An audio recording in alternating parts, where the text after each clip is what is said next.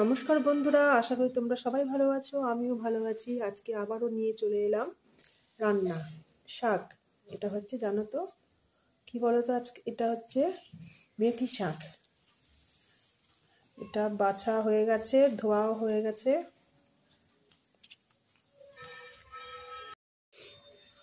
এবার এটাকে কেটে নেব।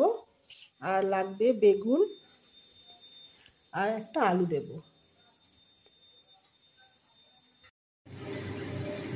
শাক কাটা হয়ে গেছে। এই দেখো আলু কেটেছি। আমার এদিকে তেলও গরম হয়ে গেছে কড়াইতে। আলু দিয়ে দেবো।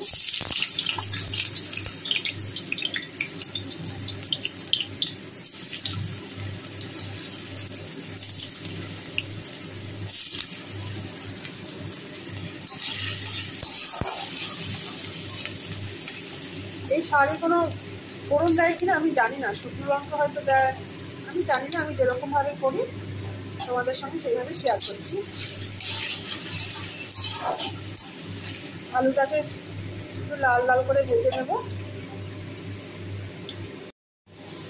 আলুগুলোকে নুন হলুদ দিয়ে ভালো করে ভেজে দিয়েছি লাল লাল ভেজে।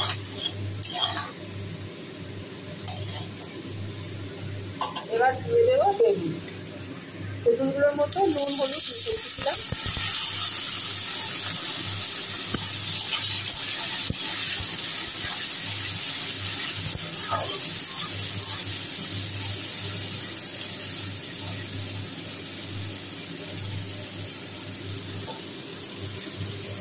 বেগুনে নুন হলুদ আছে বলে আর দিচ্ছি না, একটু ভাজা ভাজা হবে।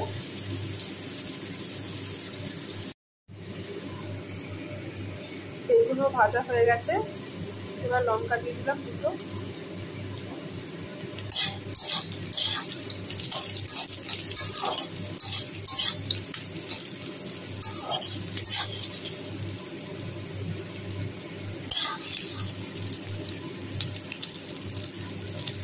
এবার দেবো শাক।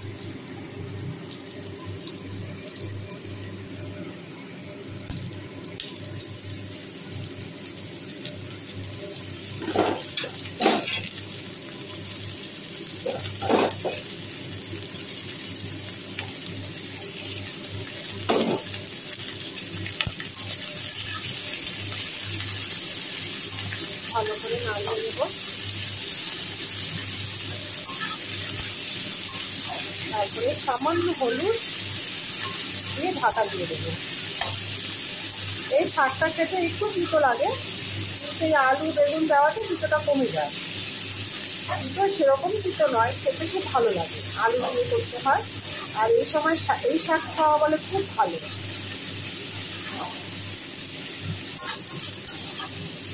ওই ঢাকা দিয়ে দেবো, একটু হলুদ দিয়ে ঢাকা দিয়ে দেবো। 2 মিনিটের মতন হয়ে গেছে।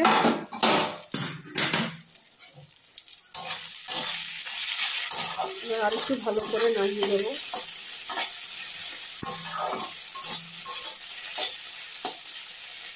সব সেদ্ধ হয়ে গেছে, আলু বেগুন সব সেদ্ধ হয়ে গেছে। ভালো করে আর একটু টাঙাতে হবে। নুন মিষ্টি দিয়ে দিয়েছি। এবার ভালো করে মিক্স করে নেব। আবার এই শাকে না একটু আলু দিলে কি এক পরিমাণে বাড়ে। আমার শাশুড়ি আবার সব শাকে না আলু দিত। আমরা কখনো শাকে আলু দিয়ে খাইনি। আমার শাশুড়ি সব শাকে মানে আলু দিয়ে পরিমাণে বাড়াচ্ছে, মানে যাতে সবাই পায়। মেথির সাথেও আলু দেয়, আমি দেখেছি। তাই জন্য আমিও শাকে আলু দেওয়ারও আমারও অভ্যাস হয়ে গেছে। মোটামুটি রেডি আমার শাক।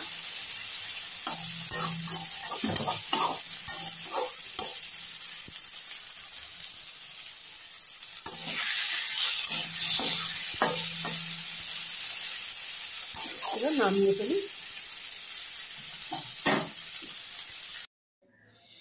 বন্ধুরা, রেডি আমার শাক, মেথি শাক আলু বেগুন দিয়ে করেছি। দেখতে কেমন হয়েছে বন্ধুরা বলো। হ্যাঁ বন্ধুরা, একটু তিতো, একটু ভালোই তিতো, কিন্তু এই আলু আর বেগুন আছে বলে এটা খাওয়া যাবে, খুব ভালো লাগে খেতে। আর এই সময়টা অবশ্যই খেতে হয়। ভালো লাগলে ভিডিওটি লাইক কমেন্ট শেয়ার করো। গুড বাই, আবার দেখা হবে অন্য কোনো ভিডিওতে। টাটা।